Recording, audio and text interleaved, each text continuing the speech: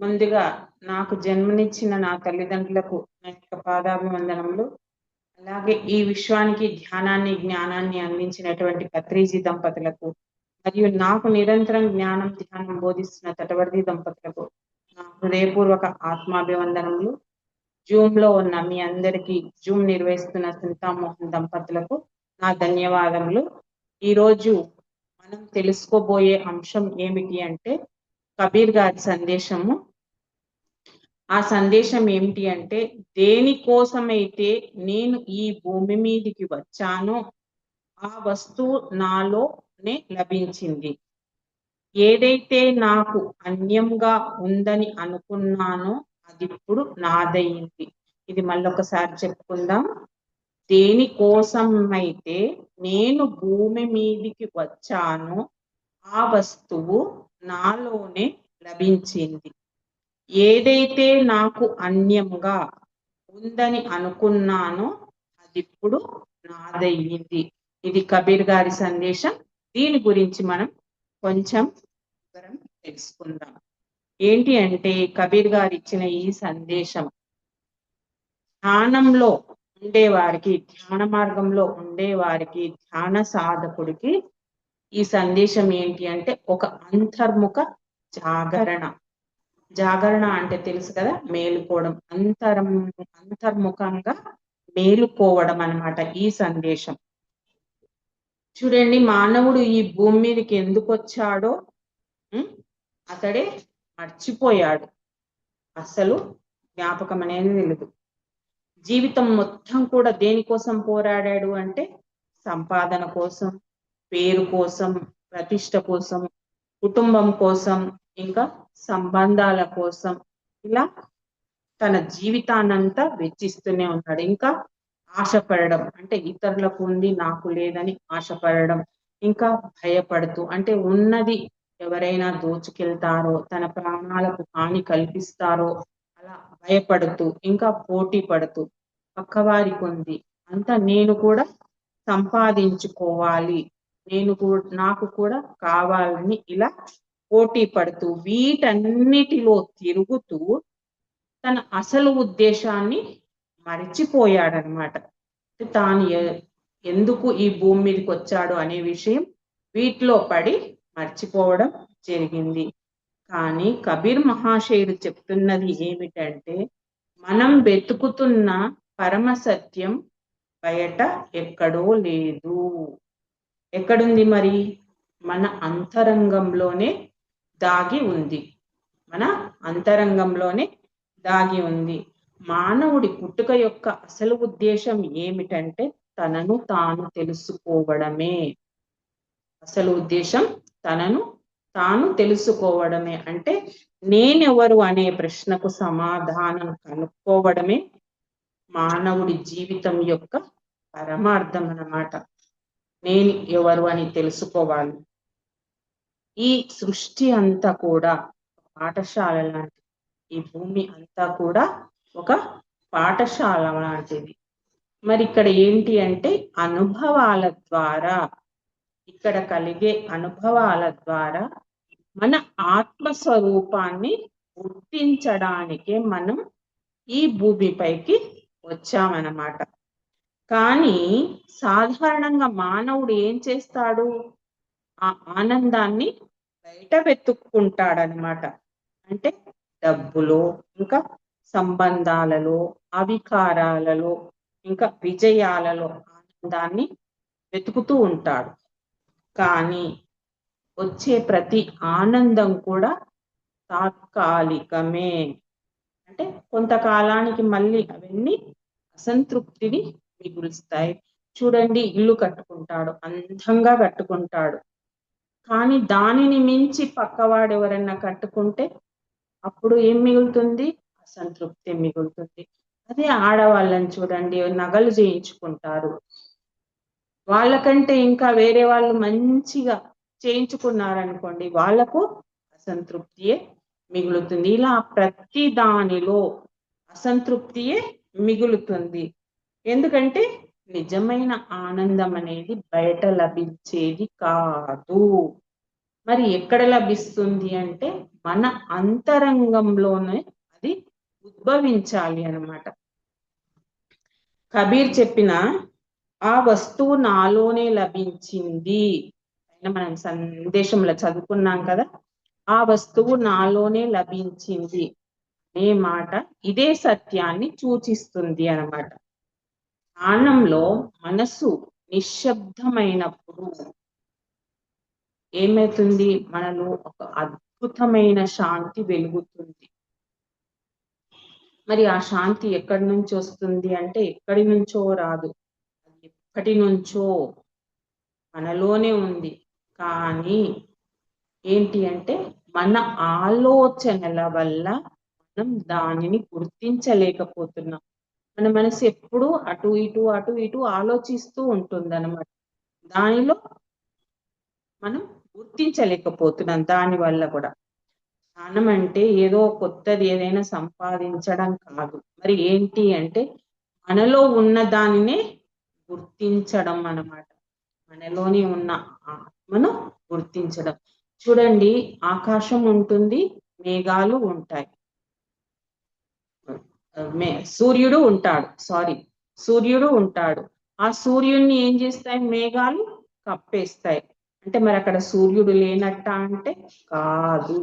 ఆ మేఘాలు తొలగిపోయిన ఏమవుతుంది, సూర్యుడు బయటపడతాడనమాట. అలాగే మన మనస్సులో కూడా అహంకారం, భయం, కోరికలు ఇవన్నీ తొలగిపోత కనుక మన ఆత్మస్వరూపం కూడా వెలుగుతుంది. మనలో ఈ మనసుకు ఉంటాయి కదా అహంకారం, నేను అనే అహంకారము, భయము, కావాలి నాకే కావాలి, ఇలాంటి కోరికలన్నీ తొలగినప్పుడే ఆత్మస్వరూపం అనేది వెలుగుతుంది. కబీర్ మహాశయుడు ఈ అనుభూతిని పొందిన తర్వాతనే, అంటే తాను ఈ అనుభూతిని పొందిన తర్వాతే మనకు ఈ మాటలు చెప్పారనమాట. ఆయన బయట వెతికి దైవాన్ని చివరికి తలలోనే దర్శించుకున్నాడనమాట. ఆయన ఎలా దర్శించుకున్నాడో ప్రతి సాధకుడు కూడా అలాగే దర్శించుకోవాలి. ప్రతి సాధకుడి యొక్క అంతిమ గమ్యం ఏమిటి అంటే తనలోనే దైవాన్ని దర్శించుకోవాలన్నమాట. ఏదైతే నాకు అన్యంగా ఉందని అనుకున్నాను అది ఇప్పుడు నాది అయ్యింది అనే వాక్యం మరింత గొప్పది అనమాట. ఈ వాక్యం చాలా చాలా గొప్పది అనమాట.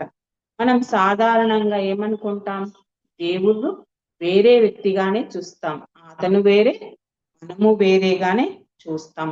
ఇంకేమనుకుంటాం, పరమాత్ముడు ఆ భగవంతుడు ఎక్కడో ఉన్నాడు అనుకుంటాం.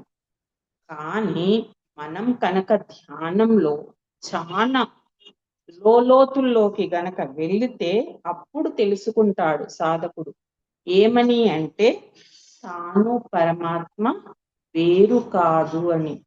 తాను ఆ పరమాత్మ వేరు కాదు అని. చూడండి, మనకు అర్థం కావడానికి సముద్రంలో అలలు ఉంటాయి. మరి సముద్రం వేరు ఆ అలలు వేరు అంటే రెండు ఒకటే. ఆ సముద్రంలోని నీరే ఆ అలలు. అలాగే జీవాత్మ పరమాత్మ వేరు కాదు. అందరిలో ఈ జీవుడు ఆ పరమాత్మ వేరు కాదనమాట. ఈ అనుభూతి వచ్చినప్పుడు అంటే నువ్వు నేను వేరు కాదు అనే అనుభూతి వచ్చినప్పుడు నేను వేరు దైవం వేరు అనే భావన అనేది మనలో పూర్తిగా కరిగిపోతుంది. చివరికి ఏం మిగులుతుంది, నేనే ఆ చైతన్యం అనే అనుభవం మిగులుతుంది. ఎప్పుడైతే అందరం ఒకటే అనే అనుభవం మనకు కలుగుతుందో అప్పుడు ఆ చైతన్యమే నేను అనే అనుభవం మిగులుతుంది అన్నమాట. కానీ ధ్యానం చేసే వారికి అంటే ధ్యానంలో తెలుసుకోవాలనుకునే వారికి ప్రధానమైన అడ్డంకి ఏమిటి అంటే అహంకారం. ఈ అహంకారం చాలా చాలా బలంగా ఉంటుంది. నేనే అనేది ఉంటుంది. ఈ నేను కారణంగానే ఏంటి అంటే మనిషి, ప్రతి సాధకుడు అనుకోండి, మానవుడు అందరూ అనుకోండి, ప్రపంచం నుండి వేరుపడినట్టుగా అనుభవిస్తాడు. నేను అని ఎప్పుడైతే అహంకారం ఉంటుందో ఈ ప్రపంచం నుంచి తాను వేరు అనుకుంటాడన్నమాట. కానీ నిజానికి జీవితం అంతా ఒక్కటే. ఈ ప్రపంచంలో జీవించే జీవులన్నీ ఒక్కటే చైతన్య ప్రవాహం. అంటే పట్టులనుకోండి, పక్షులనుకోండి, చెట్లు, నదులు, మానవులు అన్నీ కూడా ఒకే దివ్య శక్తి యొక్క రూపాలన్నమాట. అంటే అన్నిటిలో ఉన్నది ఒకే ఆత్మ చైతన్యం అన్నమాట. మనకు ఎప్పుడైతే ధ్యానంలో మనసు కరిగిపోతుందో ఈ ఏకత్వం అనుభూతి అవుతుందన్నమాట. అప్పటి వరకు ఏమనుకుంటాం, అన్యంగా అంటే ఇతరులుగా కనిపించిన ప్రపంచం మన స్వరూపంగా అవుతుంది. అంటే వేరే వేరే అనుకుంటాం కదా, పక్షులు వేరే, జంతువులు వేరే, అన్ని వేరు వేరుగా అనుకుంటాం. ఎప్పుడైతే మనకు మనసు కరిగిపోయి ఏకత్వ అనుభూతి కలిగిందో అంతా మనమే అనేది తెలుస్తుందన్నమాట. ఇదే కబీర్ గారు చెప్పిన అది ఇప్పుడు నాదయ్యింది అనే భావన అన్నమాట. ధ్యానం అంటే ఎక్కడో పారిపోవడం కాదు, ఏదో చేయడం కాదు. మరి ఏంటి అంటే నిజాన్ని ఎదుర్కోవడం. నిజాన్ని ఎదుర్కోవడం. మనలో ఉన్న భయాలను, కోపాలను, బాధలను, అసూయలను గమనించాలి. మనలో ఏమేం కలుగుతున్నాయి, ఏం కలుగుతుంది గమనించాలి. కోపం వస్తుంది గమనించాలి, అసూయ కలుగుతుంది గమనించాలి. సాధకుడు ఏం చేయాలి అంటే నిశ్శబ్దంగా కూర్చొని తనకు వస్తున్న ఆలోచనలను చూస్తూ ఉండాలి. తనకు వస్తున్న ఆలోచనలను చూస్తూ ఉండాలి. వాటిని అణిచివేయకూడదు. ఇంకా వాటితో పోరాడకూడదు. మరి ఏం చేయాలి? కేవలం సాక్షిగా గమనించాలి. ఎవరైనా కొట్లాడుతుంటే మనం చూస్తూ ఉంటాం కదా, సాక్షిగా చూస్తూ ఉండాలి. మాటలు కొందరు కొట్లాడుతుంటే చూస్తూ ఉంటారు, వాళ్ళు ఎట్లా కొట్లాడుతున్నారు, ఒకరు మాట్లాడుతుంటే వాళ్ళు ఎట్లా మాట్లాడుతున్నారని. ఇలా ప్రతిదీ సాక్షిగా గమనిస్తారు కదా, అలా గమనించాలి అన్నమాట. ఎప్పుడైతే మనకి ఈ సాక్షి భావం పెరుగుతుందో, ప్రతిదీ గమనించడం పెరుగుతుందో, ఈ మనసు యొక్క బలం ఏమవుతుంది? తగ్గిపోతుంది అన్నమాట. అప్పుడు అంతరంగంలో ఏమవుతుంది? శాంతి పుట్టుకొస్తుంది. మనసు యొక్క బలం తగ్గినప్పుడు మనలో శాంతి పుట్టుకొస్తుంది. ఆ శాంతిలోనే ఆత్మస్వరూపం దర్శనమిస్తుంది. అంతే కదా, మనసు ఎప్పుడైతే శాంతంగా ఉంటుందో అది మనం కొంచెం కొంచెం మనకు కూడా అనుభవమే అన్నమాట. మనసు ప్రశాంతంగా ఉన్నప్పుడు ఎంతో ఆనందం కలుగుతుంది అన్నమాట. మరి కబీర్ మహాశయుడు ఎప్పుడు సరళతను బోధించారు. ఆయన ప్రకారం దేవుణ్ణి పొందడానికి కఠినమైన ఆచారాలు లేవు, అవసరం లేదు. కొందరు చేస్తుంటారు కదా పూజలు, ఇప్పుడు అయ్యప్ప స్వామి పూజ అని 41 రోజు మాలలు వేసుకొని నేల మీద పడుకోవడం, చెప్పులు లేకుండా తిరగడం, ఇలా ఎన్నో మాలలు వేసుకుంటారు. అయ్యప్ప మాల అని, ఆంజనేయ స్వామి మాల, అమ్మవారి మాల అని. ఇలాంటి ఆచారాలన్నీ కూడా ఏవి అవసరం లేదు అంటున్నారు కబీర్ మహాశయుడు. మరి ఏం అవసరం అంటే నిజమైన హృదయము, ప్రేమ, ధ్యానం ఇవి ఉంటే చాలు. నిజమైన హృదయం, ప్రేమ, ధ్యానం ఇవి చాలు. ఎందుకు అంటే పరమసత్యం మనకు దూరంగా లేదు. మరి ఎక్కడుంది? అది మన ఊపిరిలోనే ఉంది, మన హృదయంలోనే ఉంది. అది వదిలిపెట్టేసి మనం బయట వెతుకుతున్నాం. ఏంటి? బయట ప్రపంచంలోనే మునిగిపోవడం వల్ల మన హృదయంలో ఉంది అన్న సంగతి మనం మర్చిపోతున్నాం. మనం ధ్యానం అంటే ఏంటి? బయటి ప్రపంచం నుండి లోపలికి ప్రయాణం చెయ్యడం అన్నమాట. ఈ ప్రయాణంలో సాధకుడు చివరికి ఏం తెలుసుకుంటాడు? తనను తాను కనుక్కుంటాడనమాట. తానెవరో తాను తెలుసుకుంటాడు. చూడండి, మనిషి జీవితంలో ఎన్నో సంబంధాలు ఉంటాయి. అంటే సంబంధం, భర్తతో సంబంధం, డబ్బుతో సంబంధం, బంధువులతో సంబంధం, ఇలా అన్నిటితో సంబంధాలు ఉంటాయి. కానీ అన్ని సంబంధాల కంటే గొప్పది ఏది? ఆత్మతో సంబంధం. అన్నిటికంటే గొప్ప సంబంధం ఆత్మతో సంబంధం అన్నమాట. మనల్ని మనం కనుక తెలుసుకోకపోతే ఈ ప్రపంచంలో ఉన్నవి మొత్తం మనకు లభించిన ఏముంటుంది? సంతృప్తిగానే ఉంటాం.